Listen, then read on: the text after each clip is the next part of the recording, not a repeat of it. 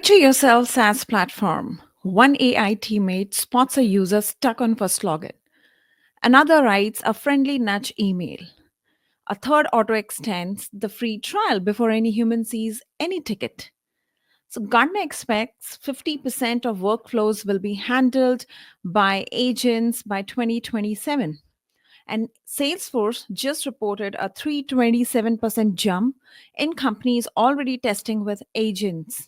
I'm Jas Kaur, and today we crack open Agentforce to see how these digital co-workers stay safe, smart, and profitable. Joining me today is Gajendra Sisodia, Director of Product Marketing at Salesforce.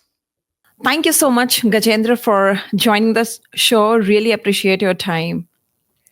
Thank you, Jazz, for having me over and talking about a few of my most like topics right now, and something which is like a lot of people are right now talking about. That is the agents and the world of Yeah, it. I think that is a hot topic going on right now. Yeah, Yeah.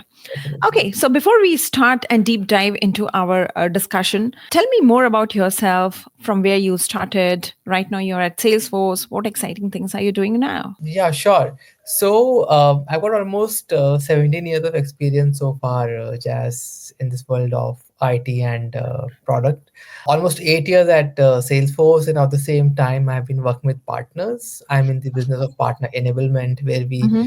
work with our partners, help them grow their capacity, capabilities in like products like Data Cloud and Agentforce. Mm-hmm. And we work with our partners to develop their own solutions, their POVs, POCs, so that ultimately our customers can realize the value of the investment they're making into our platform.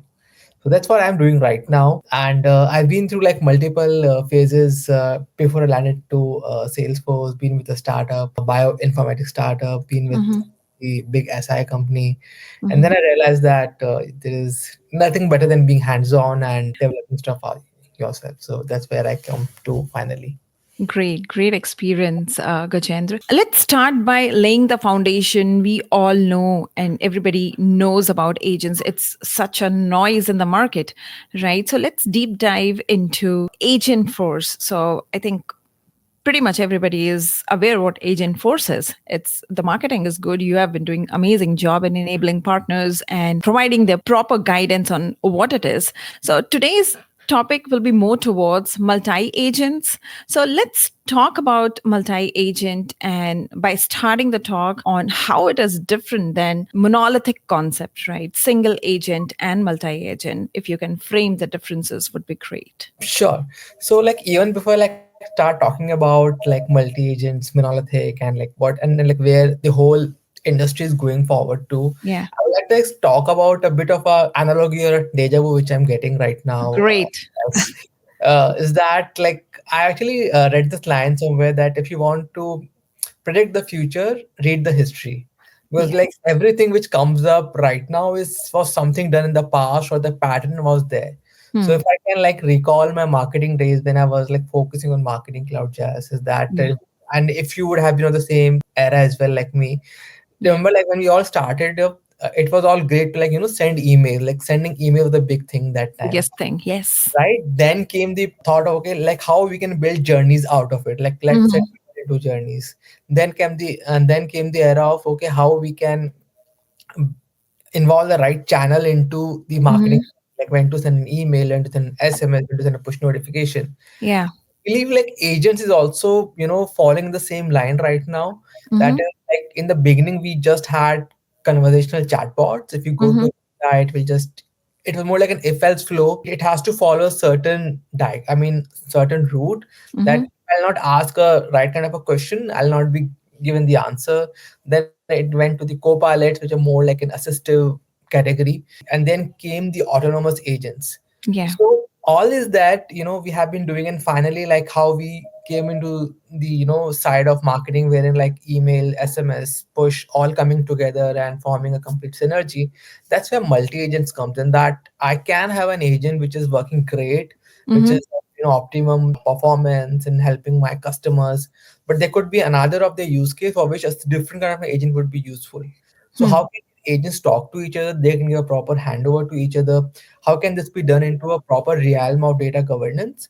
That's where whole the multi-agent thing comes in. And the biggest important is the important aspect, it has to be more of a industry level benchmark. Like how Yeah. can like our agents talk to ServiceNow agents or Google agents or AWS agents. So all these agents have to talk to certain language which the other party can understand. So that's where we come from, the idea of multi-agents within Salesforce, Jazz. Yeah. So you mentioned that agents of Salesforce talking to ServiceNow and different other platforms, right? So is it already enabled? I think it is a futuristic thing, right? Which maybe it will be enabled in a year or so. Just curious. Yeah. So basically, there's something called as like MuleSoft agent to agent support.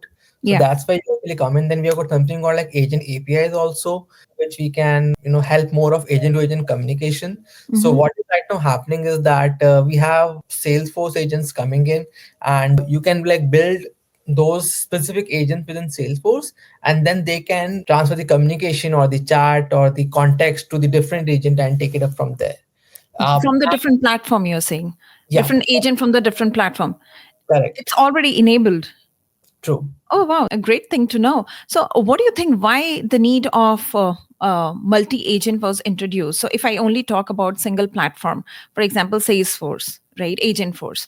So, two different agents have been created, one for doing one task, another one is doing for another task. Why can't you just club two tasks into one agent? And is that because the agent will be too overloaded, or what exactly is the reason of having multiple agents? Yeah, so like your question had a big aspect of the answer itself. Like number one, we would not want the agent to become overloaded. We would not want the prompts which are going in that agent to get Mhm. uh, kind of misdirected, because it can do like 10 things. It is not able to show that which action it has to call in. So Mhm. to improve the efficacy of the agents, the suggested aspect is that it should follow a theme in a way that it can go in and understand the context and bring up the correct action, number one. And number two, yes, if you have got a dedicated and a agent built with the right set of topics, instruction and actions for a certain category. Example, Mhm. like I'm trying to build a loan processing app. Mhm. As you would know that in a loan processing app or a loan process, there could be like number of steps. You have Yeah. to first find out, like, get the Claims request, management. Yeah. A claims. lot of, yeah. You have to find out the kind of credit scoring the person has. Mhm. You have to go and Yes. check that what has been the history so far. You have to provide them the score, check their documents, etc. So all of these categories require different level of intelligence, as well as the way you want to expose the data as well to Mhm. the agent. You want to expose your data beyond a degree to an agent for which they would not want to have an requirement for as well. Yeah, completely agree. And I think it is also to decompose the complexity and make it more reusable, right? If one agent will have all the set of actions, might not be used for some other set of purpose. So keep it simple by making it more reusable and role specific functions and different templates and all of that. Yeah, I really like the point when you said initially that to know the future, get to know your past. So that is one of the great and it's very important point I would say you have highlighted.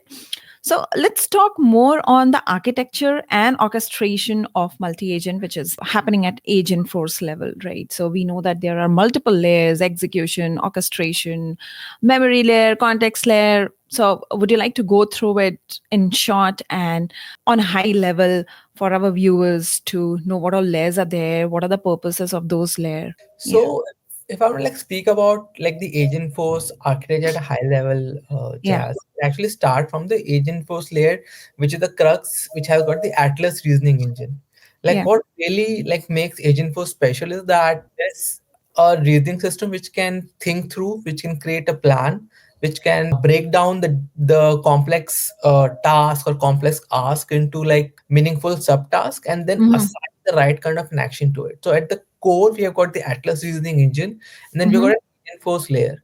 So within agent force layer, what we have is something called like topics, instructions, and actions. Mm-hmm. So topic is something like a job to be done. So in the loan processing scenario we spoke about, the topic Yeah. would that collect the right kind of documents, find out that those documents are like legit. So those are the jobs to be done. Then in the instructions, you will tell your agent that what it has to keep in mind what are the Mm. guardrails, that what it can ask for from the end customer, what it cannot, so that Mm. you're kind of telling that how that job has to be done. Yeah. And finally, the action is that what kind of flows, Apex, prompt templates, etc., you can call to make those jobs to be performed. Yeah. So basically, we are using a platform. We are not like letting our customers say that now you have to again create those actions or again create from the scratch. You're going to reuse what you have already built in, but Mm-hmm. these agents will be out there to go in and make use of those existing flows and Apex classes, what all you have built in. So that is like one part, which is agent force. Mm-hmm. Then we have got the tools and builders, which could be around prompt builder, agent builder, like all those things are there. Like you can talk about even the model builder. So like you can build your own models and Yeah. make your agent more smarter. And finally, Einstein trust layer to make sure that when your agents talk to a large language model, it Mm-hmm.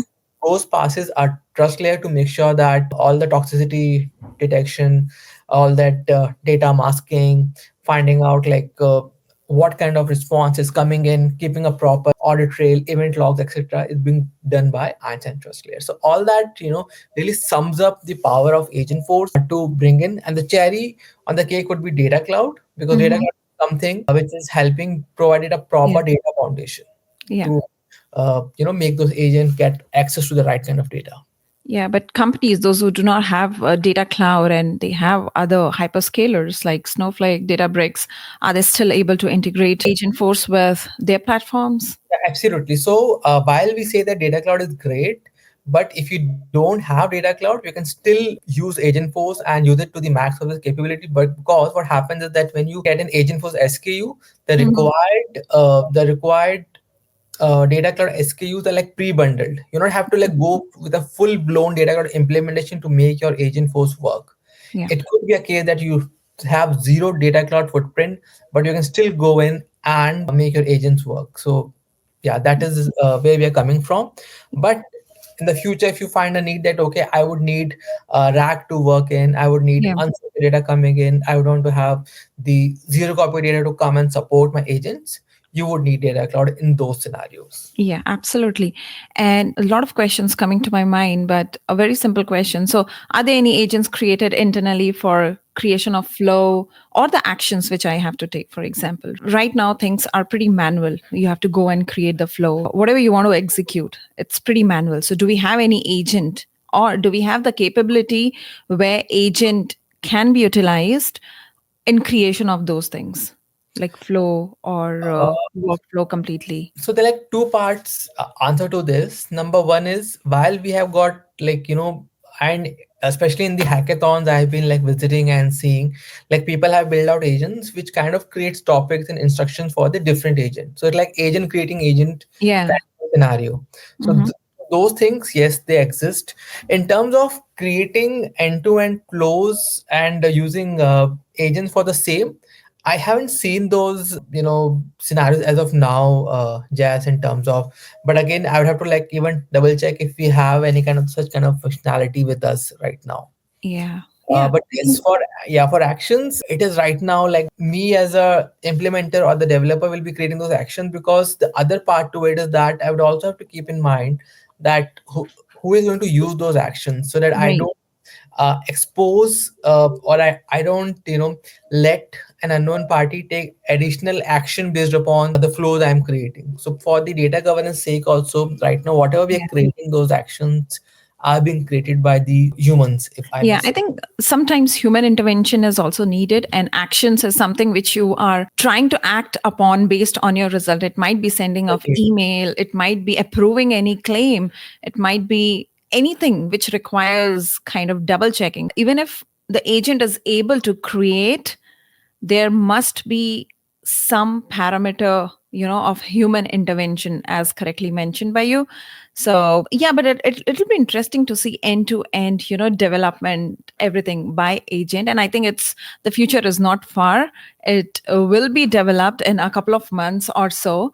And yeah, so thank you for telling the overall framework of agent force. So is it same for multi-agent? So when we talk about multi-agent, we say that agents talking to each other, are they really talk or they just do subset of tasks and hand over the to other agent? Okay, so when we talk about like agents talking to each other, like the technical nuances would be that agent passing on the context Hmm. from one agent to the another, so that if I am talking to say a service agent, I don't have to like repeat everything to a sales agent when the sales agent comes into the scenario.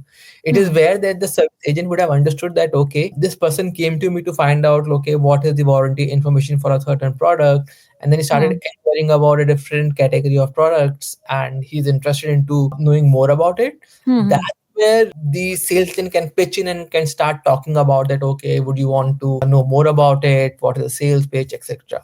So it's largely about passing on the context in terms of Hmm. input and output from one agent to the another in the form of multi-agent. Yeah, so it's like Because predefined tasks have been allocated to the agents, and it's again in a kind of flow, right? Once you complete the task and then you hand over to, for example, agent 2, and yeah, then they talk, and it's not just like, random talk, it is like passing on or handover of the work to other agent. yeah, handing over as well as passing over the memory of that conversation, Yeah, so that that is very important. right, like whatever I would have spoken to that particular Mm-hmm. agent, all that context, all that Yeah. intent, all that sentiment which I would have collected in that 15 minutes of chat as a service Yeah. agent, I'm going to let my sales agent get all of that known even History. before they, yeah, I mean, yeah, Yeah. knowing the history, Yeah. so that they can be more contextual and Of ask the course. right kind of yeah Yeah, I think questions. the history is important. Otherwise, it's going to be again the repetition of tasks, which nobody would like to have. And if it is customer facing, it becomes little frustrating, right? If you have to tell answers again and again. Tell me more about agent templates. Do we already have some kind of agents like planner agents, retrieval agents, the predefined templates, or it's all from scratch? Anybody wants to use agents? Yeah, I mean, like we have like those template which people can actually go in and use, so that we have got the library or what we call as the asset library, that if you want to go and use those assets, if you want to go and use specific topics, Mm-hmm. topics are there so that you don't have to like start from the scratch. We have Yeah. put together the best practices around what a case management agent should look like, what are the topics it should have, the kind of instruction it should have, and then obviously you can as a customer or as an implementer you can go and add layers on top of it, that what is that which you would need to add or remove based Yeah. upon the kind of template. You have been working with the partners and maybe helping clients also directly. So tell me some of the interesting use cases which you have seen, which has amazed you as well when people have started deploying or started thinking about the agents, that how they are going to look like. So okay, like so I'll be like very honest here in terms of use cases, and this line has kind of stuck with me. Is like building agents is like very easy, very simple, but building good agents is a very Yeah. difficult job, because when you start building a good agent, what it should mean is that it should be able to understand your request or conversation, get access to all the data sources, able Hmm. to pull that into your prompts or into your large language model request properly, get back that request, put the right action into place, etc. So instead of talking about a very fancy or something like out of the box, I mean out of the world kind of scenario, what like really amazes me is a very fluent or very trust governed agent, because even for Salesforce the biggest story is like the cost of the trust. But often like when customers talk about hyperscalers and building agents on like top of it, it's always come down to a discussion of build versus buy. Hmm. Like do you want to like build it, or you want to like take help of company like Salesforce who have been like investing a lot and following the story of trust, data governance, and all that how you can help your customer protect their data, etc, etc. Hmm. So not just about how much money you'll be saving or spending extra, but what is the cost of the trust you are putting in. Yeah. Because if you're going with like agent force kind of solution, that trust is our number one value, and that is where agent force like really stands apart. Yeah, with that reminded me to ask you, what is the new matrix of consumption? A couple of times it has been changed. So what's new coming in there? How are you and your team is trying to make it kind of robust? Yeah. So I mean, in terms of the new flex credits, or like how commonly it is now being known as like 10 cents per action kind of a pricing. So I mean now like it is giving the customers some more confidence, because the previous one, in terms of dollar two per conversation, they might have thought that okay, will we be like spending 24 hours with a customer or not. But now we are getting even more closer to more value defined pricing. And there could be possibilities that yes, my effective agent or my agent is so good that even with couple of actions, the customer will be happily able to close that conversation. So I would be like spending much less in terms of from my own investment, but also be able to satisfy the customers at the earliest possible manner. So So I um, think this relates to your before point where you said that creation of agent is not a big deal, but creation of a good agent that understands the problem and solves it, that suffice. Also, I have seen that even if you're doing agent force in the lower environment, just to test the agent, still you need to pay for the credits used, right? So is there any plan of making all those credits free in the lower environment? So in terms of credits, I would like to still, take some time, not just for like my own understanding, but like how we are seeing it. Because Mhm. if you remember the data cloud sandbox credit, it Yeah. actually went through a couple of waves, wherein now Mhm. we are settled down that okay, should we buy an sandbox SKU? Should we pay for it? Should we make the credits a bit lesser priced, etc.? So that Mhm. way, I would assume that even the same wave might go in, because as we learn from our own customers that okay, what is their mode of adoption and the consumption, Yeah. we'll keep on making changes, not Based just on the because customer's request or behavior or feedback. correct. It is not about like the product is somewhere on the like lower side. It's more about that what the customers are asking for and how we can Yeah. make it and how we can like remain flexible to address their See, needs. customers are asking you to reduce down the price. Customer will ask you to, make testing free. So that every customer would want. But how it is making profit from your side as well, that has to be the go-to strategy. Correct. So yeah, moving on to our another question, which is important. Tell me what are the similarities, or if you have to compare Agent Force with frameworks like Microsoft, AutoGen, or LangGraph, how you would say that Agent Force is better than these? 3 to 4 points which come to my mind right away. Mhm. The bigger one, or like something which is more prominent, is about the trust and the governance. Yeah. We have got Einstein trust layer, we have got data cloud governance. So all that aspect comes in that we are into full control of how we Mhm. are exposing our data out there. We are kind of taking down the need for coding and abstraction. That if I am using any of the others platforms, I have to even code that orchestration logic, which is coming Mhm. with Atlas Building Engine right away. I have to keep in mind that what is the role-based access control, how do I give the permissions, how do I keep in mind the latest AI ethics or the rules which are coming up. So all that I have to keep in mind. But with Agentforce, that is not the challenge. So you reduce the need for coding and abstraction to make sure that you can use all that knowledge which we have, kind of gained with our investment into the product for last couple of years. And lastly, it's more about the faster time to value. That Mhm. like you can just come in, and we have heard stories of within 12 days our customers have gone live with Agentforce. It was only possible because a lot of the stuff was already pre-built for them in terms of even the asset library or the topics and all which was there for them to get going. So in those areas, I feel that yes, we have got a much bigger story, or a kind of a story which will help. Or a stronger platform, you would say that. Yeah, you mentioned that in Agent Force, you have security, metadata alignment, traceability, trust. All of these are given beforehand to the customer, making it simple for the users to create agents without thinking a lot on the backend or the trust layer, because it is compliant with a lot of layers like HIPAA and even different other governed bodies. So that makes us unique and easy to adapt, right? And what do you see the future of Agent Force when we talk about Agent Force plus multi agent? I mean, it might not be there in the roadmap yet, but what is one of your expectations that, okay, I want in future that agents to be talking like this or functioning like this, and this can be done by agent force, multi agents, something like that?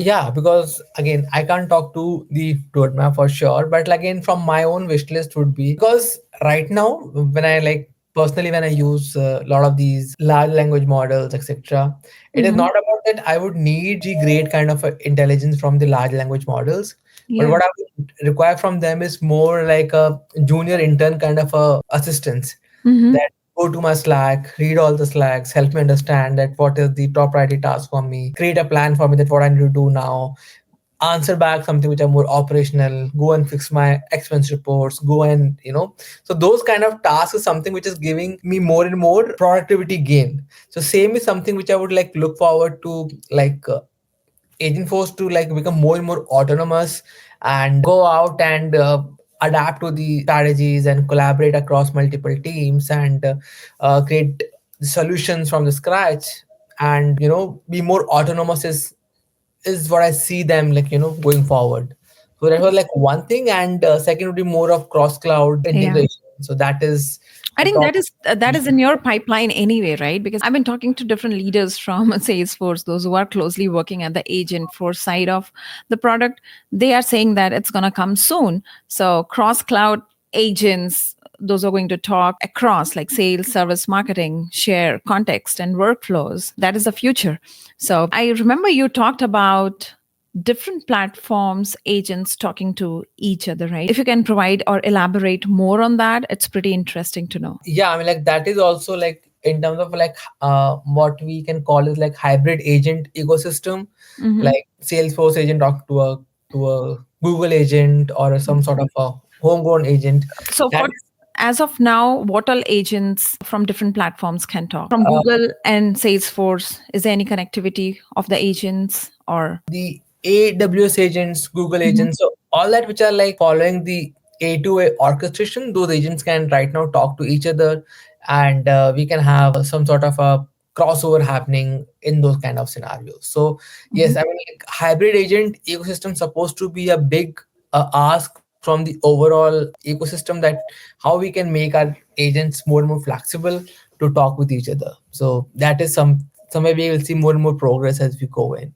So, yeah, so right now you said it is already live, Yes. GA, right? So, yeah, maybe I need to check more on that. Every day there is some kind of new release. And that is why I was curious to know which all platforms have been enabled in terms of agents talking to each other. Yeah, I mean, we have like thankfully, and right now we have got like a lot of interest from our customers, from partners, from community, and like all the kind of stakeholders right now in agents, agent force, and these kind of topics.